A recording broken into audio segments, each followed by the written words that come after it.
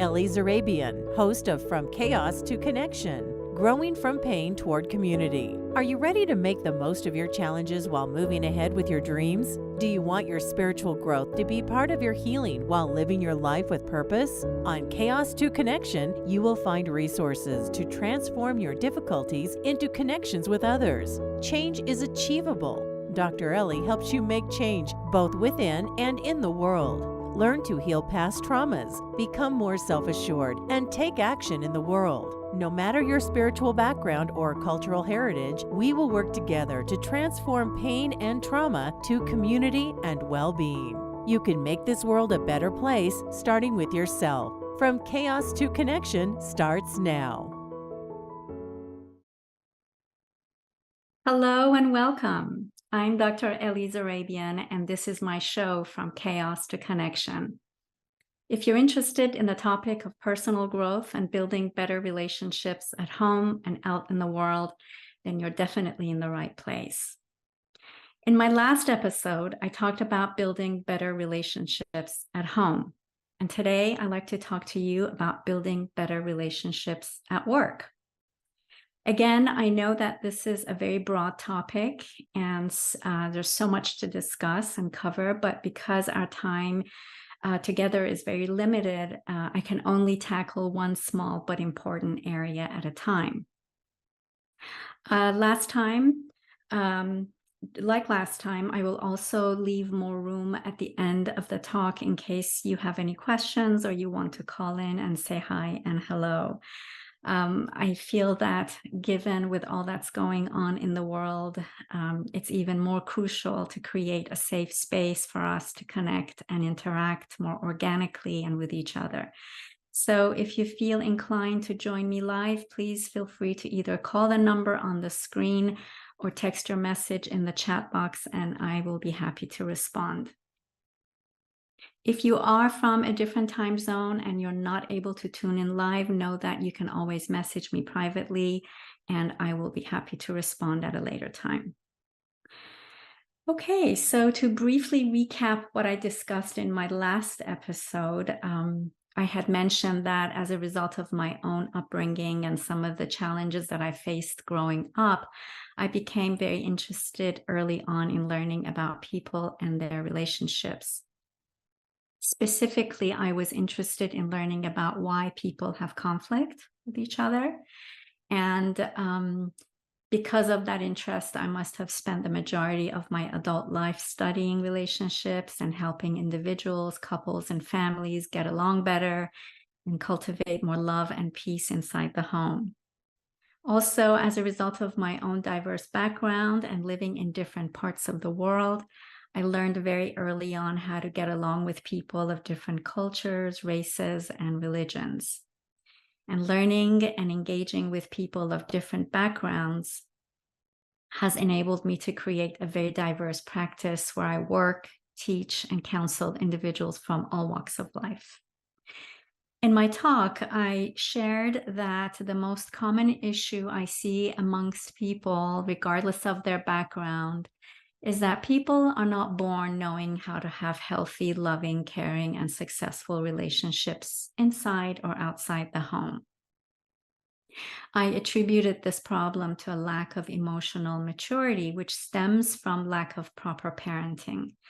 Given that most people have not been taught about healthy relationships before having children, it's no wonder that many of the unhealthy dynamics get passed down from generation to generation. Counseling, for sure, is one way to offer people the opportunity to learn more about themselves, to turn their life around, learn new skills and tools, and to engage more effectively both at home and out in the world. Like the home environment, people often come into counseling because they are dissatisfied with their jobs or the environment they work in. Bosses and managers complain about their employees, and employees complain about their bosses, and everyone is unhappy, yet they feel stuck at their job for various reasons and don't quite know how to make their situation work better. It's very common that the work environment that you find yourself in resembles the same emotional climate as the home environment you grew up in. That's because we often replicate the same relationships or dynamics that we've had at home while growing up with our bosses and managers at work. For example, take a look at your own work situation currently. If you are employed and unhappy at work, take an inventory about how you feel about the people you work with or the people you work for, and then compare it to how you felt about the people who ran your household while growing up.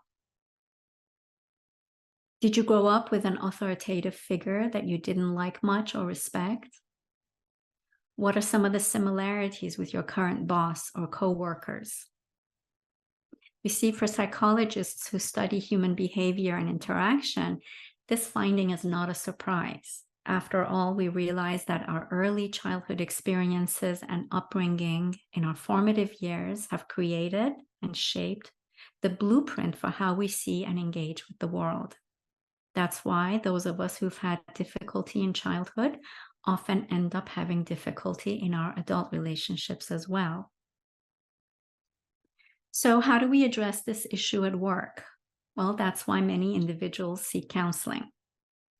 And the information I'm about to give you today is only just the tip of the iceberg, because this is an extensive topic and one that I cannot cover in just one session. But my hope for today is that the topic will inspire you to want to learn more.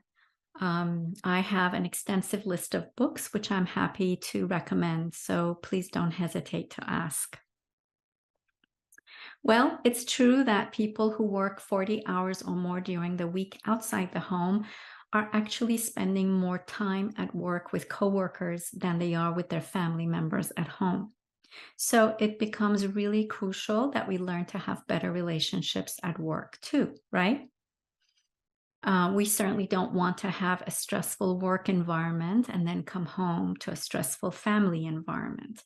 So, learning how to have better relationships at home and in the workplace only improves the quality of our life while maintaining a healthy mental and emotional state of mind.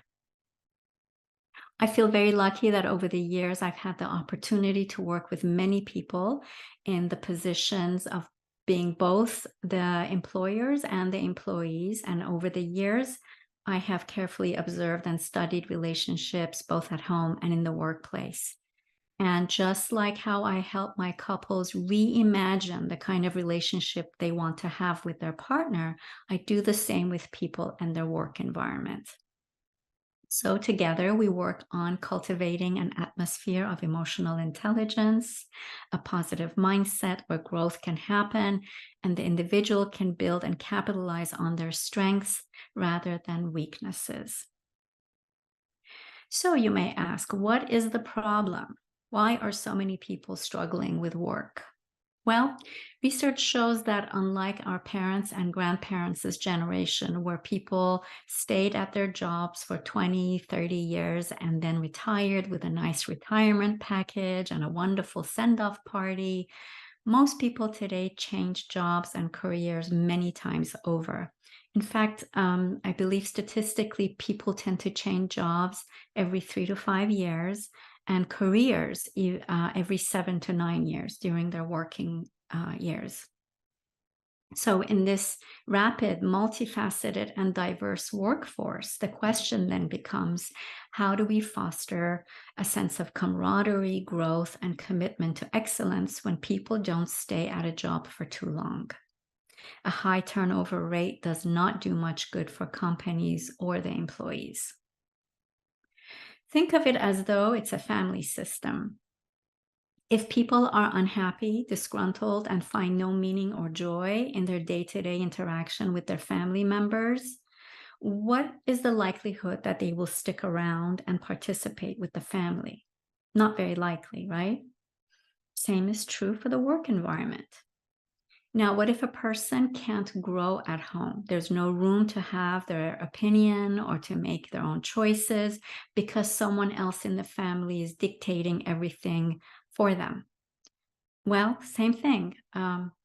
It's true that the work environment works the same way. People who can't grow or be part of the decision-making process will eventually move on. So to remedy this situation, bosses often believe that if they pay better salaries or offer a better and more comprehensive benefits package or stock options, people would want to stay longer and do good work. Well, if that was the case, then we would not be having or seeing this revolving door trend. However, initially, people are happy and do show enthusiasm about those better job offers. But it's only a matter of time before their interests wane and their productivity decreases, and they end up either being let go of or they move on.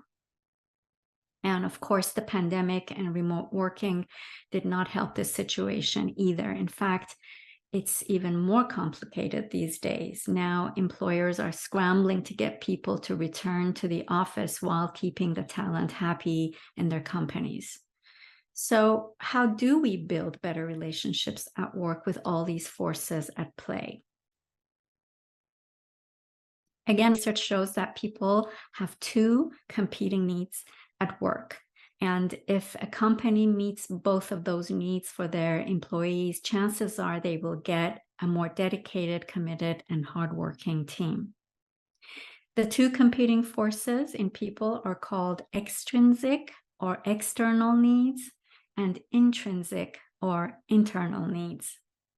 Extrinsic motivation is about the external needs that help people stay afloat in life. So the good salary, the benefits package, the vacation perks, the yearly commission or bonuses, those are all extrinsic motivators. However, that's just half the equation. The other is intrinsic, which is the need to feel fulfilled without external reward, but rather inner rewards, like feeling competent at a job, feeling autonomous, meaning you have control over the decision-making process, or that your feedback and input matters, and that you're seen and recognized for your contributions. In the end, it's about feeling of relatedness, meaning that who you are matters to the company, that you're not dispensable, but rather the company values you. This is similar to what I discussed last week about having the need to be seen and cared for in the home environment. Intrinsic motivation is related to emotional intelligence, or about knowing yourself, knowing what those inner needs are, and how you can meet those needs, both at home and at work. It's similar to having to invest in building one's emotional bank account, but here it's in the work environment. Okay, so let's take a short break here. And when we return, I will be giving you an example of a client I worked with for you to see how she was able to meet her intrinsic needs at work successfully. So see you soon.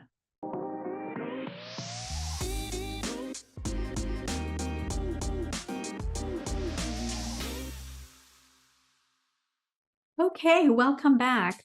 So I thought I'd spend the second half of the show giving you an example of an individual I worked with and leave a little bit of room at the end in case you call in or send me a message. So let me jump in and talk to you about a client who came to see me a while ago, and she was having difficulty with work, staying motivated at work, even though she was getting paid a very high salary. So she's an attorney. She was in her late 20s when she came in, and she was complaining that she had absolutely no time for her personal life because her work life had taken over 100% of her life. Now, this was a young woman. She was single and she wanted to go out and meet potential partners. She wanted to get married and settle down, but she couldn't because the job just took over her life. So she complained that the boss that she worked for was very demanding and continuously wanted her to be on the alert for tasks and projects. So even on the weekends, she had to be on alert.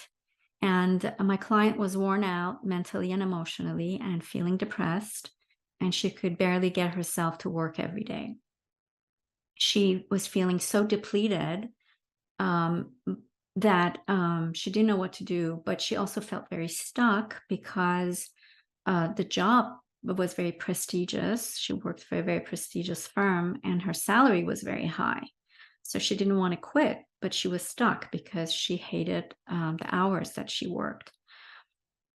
So here you can see that her extrinsic needs or external needs were met with a high salary, benefits package, hefty yearly bonus, but none of her intrinsic needs were met. Okay. So what happens is most people who don't know about the intrinsic versus the extrinsic look at her and they say, wow, she should be so happy. What's wrong with her? She has this amazing career. She makes a lot of money. She works for this prestigious law firm. What's her problem? But you see, now you understand that the extrinsic motivation is not enough. Okay, we need to have the internal needs met as well. Okay, so what happened was, actually, I was just going to say that this is very common. I get a lot of, in fact, attorneys who come in with the same issue. Make good money, good status, high status, but very unhappy. So let's see. We ended up spending a lot of time initially managing her stress level. And during that process, we uncovered what were her most important inner values that she felt she needed in order to stay motivated at her job and to actually be happier. And her needs came down to wanting to be able to talk more candidly with her boss regarding her work-life balance. Okay, so this met her need for being seen and mattering. And I talked about that before, that people need to be seen and feel that they matter. She wanted her boss to have empathy for her situation and be willing to work with her to create a more workable work situation. So this addressed her need for relatedness, feeling that you can relate and others can relate to you. And finally, be able to make more important contributions rather than just acting like the boss's secretary, because she was, in fact, an attorney. So she wanted more. She wanted to grow and she wanted to have more responsibility at work. So I'm happy to say that with some work and effort and guidance, she was able to eventually go in and face her boss and share what was on her mind. She was able to ask for what she needed and was actually met with positivity. Her boss was very fond of her and valued her at work, even though she never said that to her. And did not want her to be unhappy and eventually quit. So they were able to work things out between them, create a more balanced relationship, and even make some changes in the office with how things were being run. So she was able to impact not only her own life, but actually the culture of the work environment. So if you feel inclined to do a little homework this week, how about after this podcast is over, take some time to sit down and write down a list of what your intrinsic values are.